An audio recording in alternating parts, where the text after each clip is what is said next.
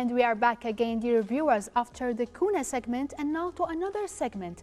And we know the Kuwait has a special brotherly bonds with the friendly Republic of India since the 18th century.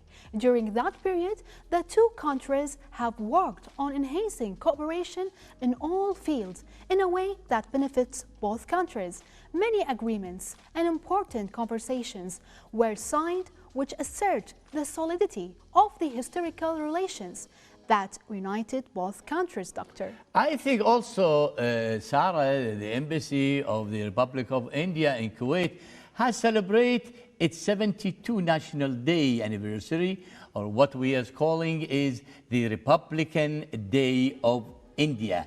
And for that reason, really, we had here in our studio our beautiful, really shiny ambassador of India, and he is now a friend of sunshine, you know, and really we have to say in Indian language, kaisa hai? What do you say? Thank you very much.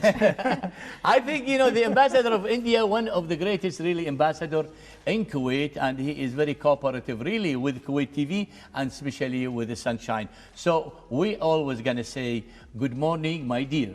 Thank you very much. Great to be back. Thank you, thank you. Really, a few days ago, you know, the Embassy of India, I think they celebrate the 72 National Day of the country, or what we call it the Republican Day. What do you kind of say about this beautiful, really, occasion, my dear?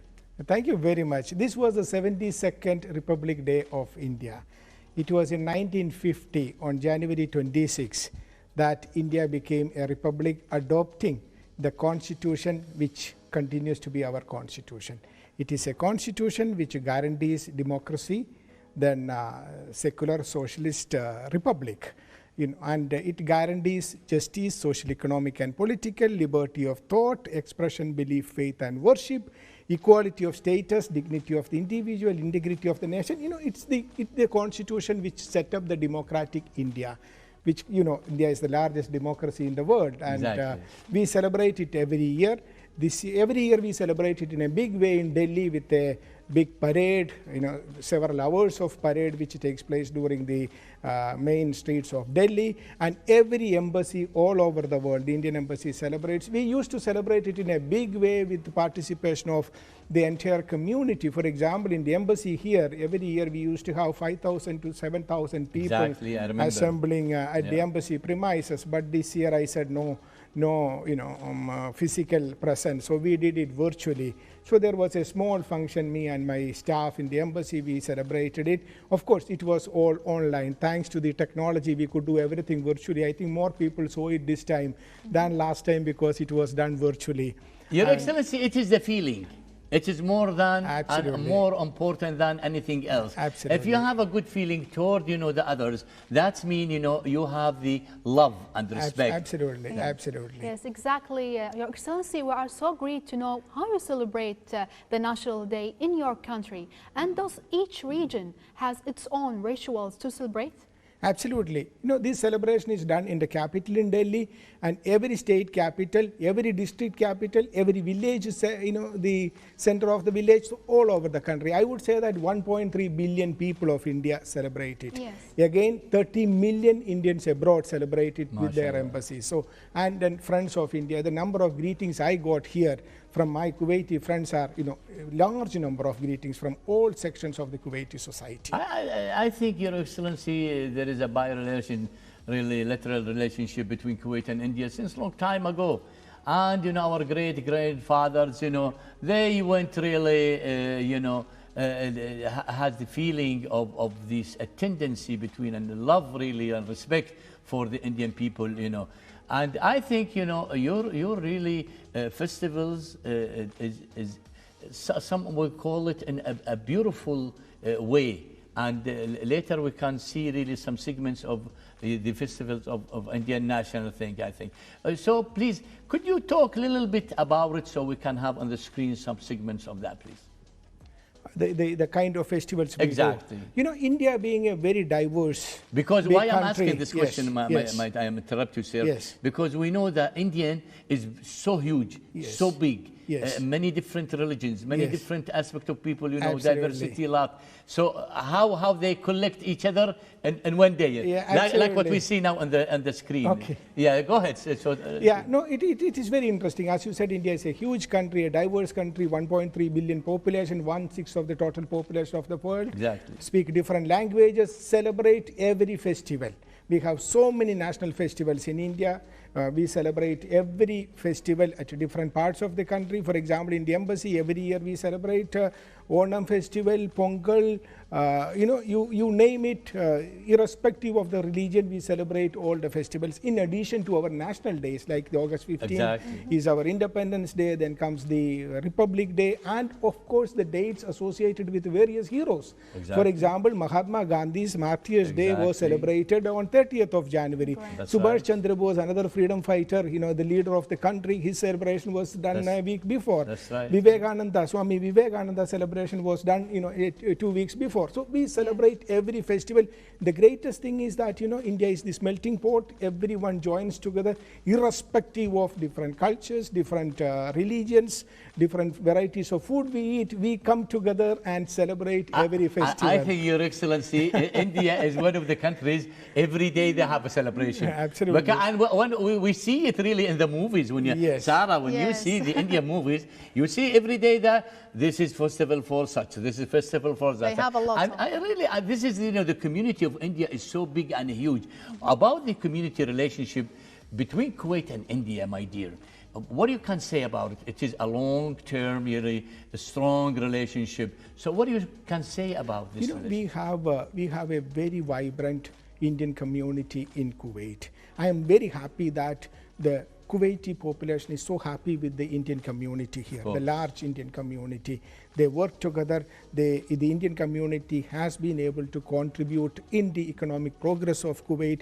At the same time, it's a very peace-loving, well-respected community. I'm very proud of that. I thank the community for building up this kind of a position on India for the last several generations. It is not something which I built. It is built by the community over a period of several generations. And it will continue because it is a mutually beneficial relationship. And I see this, every Kuwaiti person I met, they have welcomed the community and they spoke very high of the Indian community and their contributions. Because they are great people, really. Thank and you very I much. have to say this, the one of the great people really who are living really in our society in Kuwait is the Indian people, Sarah. Yes, Doctor, and Your Excellency would like to talk about the tourism. We know that India is a tourist country. All people from all around the world travel to India in all seasons. So can you please tell us what is the main tourist directions or attractions actually to encourage the Kuwaiti people to go to India?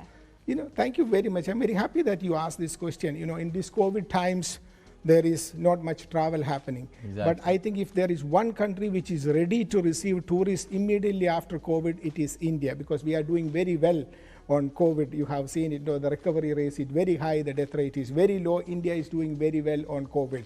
And I'm sure that the Kuwaiti people will look at start, the beauty of India, really. Yes, the Kuwaiti people will start traveling to India immediately after COVID. India offers everything that a tourist is looking for. Exactly. Like the snow in the Himalayas, the great beaches of Kerala and Goa, river rafting, adventure tourism, medical tourism, wellness tourism, you name it, the houseboats of Kerala and Jammu and Kashmir.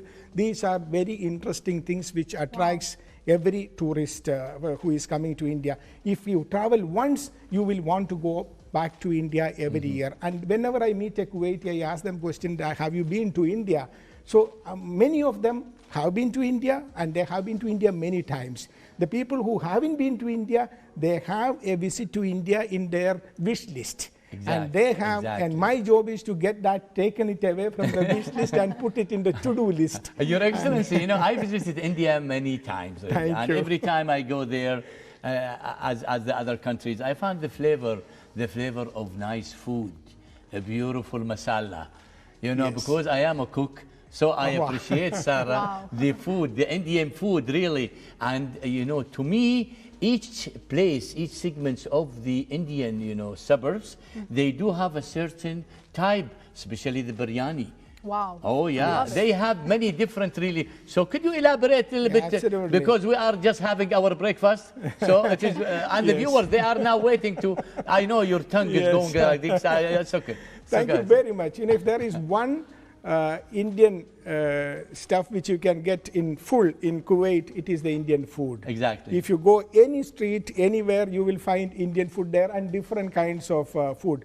So food is one, the cuisine is one thing which connects our two countries. And they say it, you know, the Indian food is good for the poor and the rich in the same time. Absolutely. It's very rich. It's the diversity, the Exactly. variety. You know, as you said, in different parts of the country, you get different kinds look, of look food. now.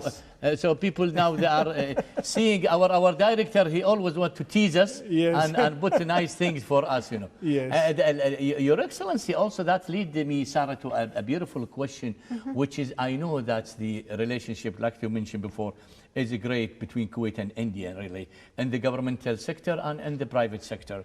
But for economical, you know, project, which is really now it is the main file to be discussed really between these two big nation or friendly nation. What can you say about the latest really economical projects between Kuwait and India in economics? You know, India is recovering now. Yes. Every country was affected by the COVID, but the IMF's latest projection shows that in 2021, India is going to grow by 11%. The only major country which is going to grow by double digits. So this is a major thing. And what does it happen? It offers opportunities. Opportunities like for countries like Kuwait and rest of the world to join hands with India and participate in India's economic progress. We are looking at a $5 trillion economy in 2024. I think we are well on the way to achieve that, and countries like Kuwait can definitely participate with, and I'm happy that it is happening.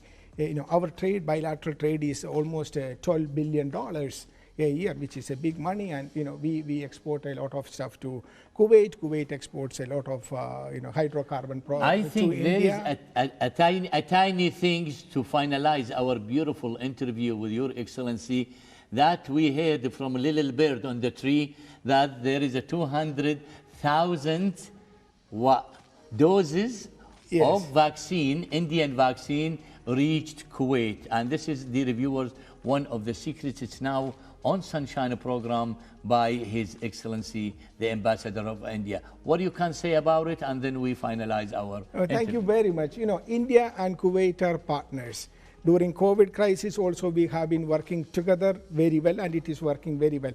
For example, today morning, 200,000 doses of Covishield made in India vaccine has reached Kuwait. I'm very happy that we are able to work together in this direction to defeat the common threat of COVID-19 pandemic. Excellent, excellent, Sarah. Yes. I think we have a lot of things to say to His actually. Excellency, but that we are running out of time. Yes, exactly. So what are you going to say in the end of this? Segment, actually. And we are so pleased to have you with us, Your Excellency, and I really hope to visit India someday. Look forward to receiving you. I'm going to take her and go to India. We're going to visit Hyderabad and all this. Goa is a beautiful places. Anyhow, my dear, Your Excellency, the Ambassador really of India, our great friends really in Kuwait, we wish you a good luck, and we wish the people of India and the government of India a good Republican Day. And we, inshallah, see each other in the embassy or another way, and saying thank you and namaste. Thank you very much. Thank you, Excellency. Thanks to our guest, Mr. J.P. George, the Ambassador of India to Kuwait. And now we'll have a short break. Let's take it and come back later.